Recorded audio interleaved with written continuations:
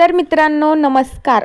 कंबळी या मालिकेच्या 9 डिसेंबरच्या भागामध्ये आपल्याला धमाकेदार असा ट्विस्ट बघायला मिळणार आहे. आता फायनली कामिनीने ब्लॅकमेल करू का होईना नयनताराला ऋषी आणि अनिकाच्या लग्नासाठी तयार केलेलं असतं. आता जे काही कामिनी सांगते ते नयनताराला हो म्हणणंच लागतं. आता त्यानंतर नयनतारा मात्र तयार झालेली असती आणि नयनताराने कन्व्हेन्स करून ऋषीलाही तयार केलेलं असतं. त्यावेळी आता फायनली त्यांच्या साखरपुड्याचा दिवस येतो.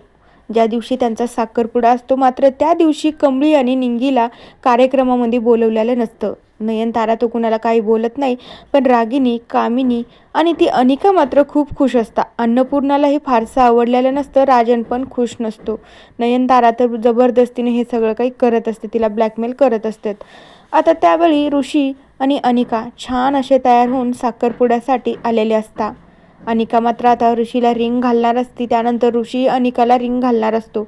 अनिकाचा आनंद तर गगनात मावेनासा होत असतो, पण ऋषीच्या चेहऱ्यावर तिळभर पण स्माईल नसती. आणि त्यानंतर मग इकडे त्यावेळी लगेच कंबळी आणि निंगी तिथे येतात. कंबळी म्हणू लागते की थांबा 1 मिनिट. त्यावेळी सगळेजण थांबतात, पण कंबळी समोर जाऊन म्हणू लागते, खरं तर ना ह्या साखरपुडा करण्याच्या मागं कामिनी आजीचा खूपच मोठा डाव आहे. आणि मग कंबळीला जे काही बंड्याने ऐकलेलं असतं, अनिका जे काही बोलत असती की खरं तर ना या नयनताराला ना माझ्या राणी आजीने ना खूप सारं ब्लॅकमेल केलं आहे, कारण की आम्ही जसं म्हणू ना तिला तसं ऐकावंच लागेल. आता बंड्याने हे ऐकल्याच्या नंतर बंड्याने कंबळीला सांगून दिलं. त्यावेळी मग कंबळीला तिथं ते आठवतं आणि मग कंबळी तसंच म्हणू लागते की खरं तर ना कामिनी मॅडमचा ना हे साखरपुडा करण्यामागं ना खूप मोठा डाव आहे. आता कामिनी आणि रागिनी घाबरून जातात. त्यावेळी ऋषीला बरं वाटत असतं की चला मला वाचवण्यासाठी कंबळी का वेळी इथं आली.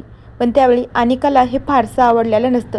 अनिकाला फारसं नाही, अजिबातच आवडत नसते की कंबळी ही उगाच आली. गावच्या मुलगी माझ्या साखरपुड्यामध्ये डिस्टर्ब करायला कशाला आली असेल.